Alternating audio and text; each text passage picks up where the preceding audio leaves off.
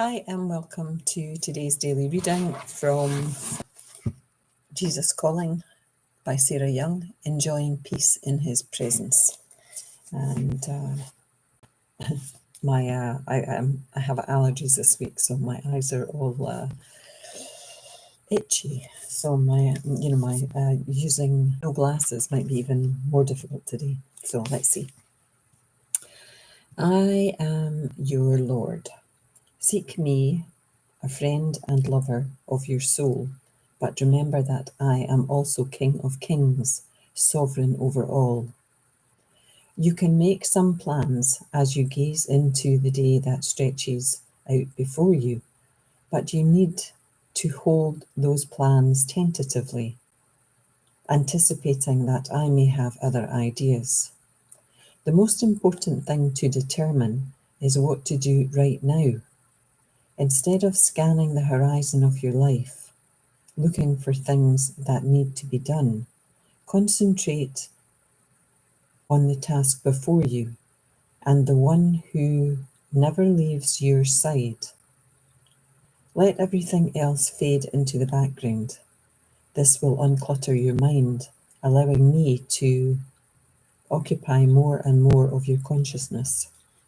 Trust me to show you what to do when you have finished what you are doing now. I will guide you step by step as you bend your will to mine. Thus, you stay close to me on the path of peace. And this ties in with Proverbs 19, verse 20, 23, and Luke 1, chapter 79, verse 79. Oh, never mind. So let's look at the day ahead. Have you got loads and loads and loads of plans? Are you planning? I think what the reading is talking about is that we can have plans. We can make plans because, let's face it, we are a planning species, aren't we? We don't often just launch into our day and see what happens. We kind of have a plan.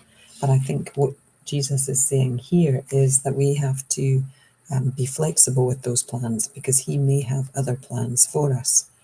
So if you're someone who doesn't like when something doesn't go according to your plan, you have to learn to be more fluid, I think. And that goes for me also. I don't like when things don't go as they should go. And it can get me into, a real state of frustration when something doesn't go as I want it to go. But maybe it's because it's not the way it's meant to go, that there's a better way. And I think we have to start thinking about that when things go wrong. I'll say wrong, but it's just differently. When things go differently from our plan, then I think we have to get into the routine of thinking, well, what's the bigger plan here? Obviously it's not my plan. What's the bigger plan? And pay attention to what unfolds, because that is the bigger plan. The bigger plan, that tapestry that will be, complete when we end this time on earth.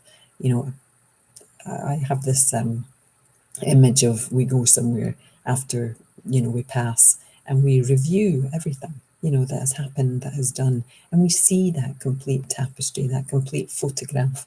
We can see it in full, why things happened when they did and the way they did and why that couldn't happen because it wouldn't have allowed that to happen.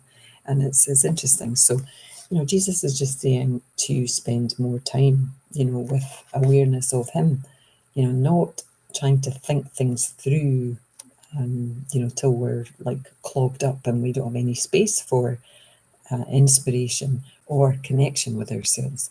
I've said before in many of these readings that I believe that Jesus lives in all of us. It's an energy. It's the energy of love, and it's in there in all of us. And we just have to connect with it regularly and consistently, and it will grow. And as it grows within us, it fills us up. So it makes us into these loving, caring people, and we find peace in that. And then we can share it with those who are around us, our loved ones, first and foremost. And then, gradually let that circle become bigger with this energy that we have inside our hearts. So that's my 5 minutes up I have, I'm behind because this is actually the 20th of May, but sometimes busy days happen. And I need to go now. So I've had all these pop-ups on my screen. Sorry for that. Namaste. Love to you all. Bye now. Bye.